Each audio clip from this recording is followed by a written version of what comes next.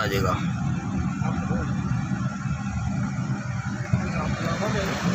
कैंची पुल सक्खर।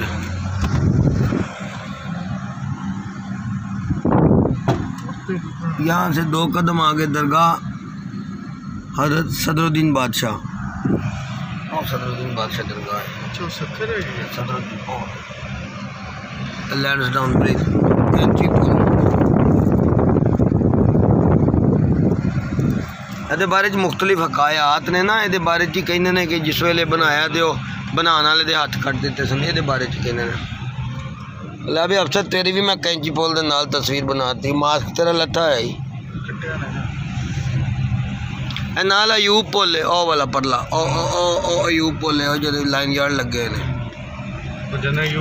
जनरल अयूब खान ने बनवाया सी।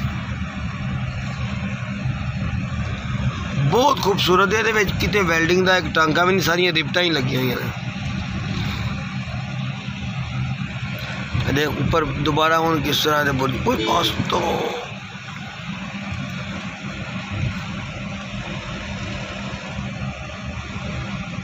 देख बुर्ज देख किस तरह साथ नाल बनाए ने दोवें। देखो है बुर्ज बनाए ने, बहुत खूबसूरती है यार, बहुत खूबसूरती है।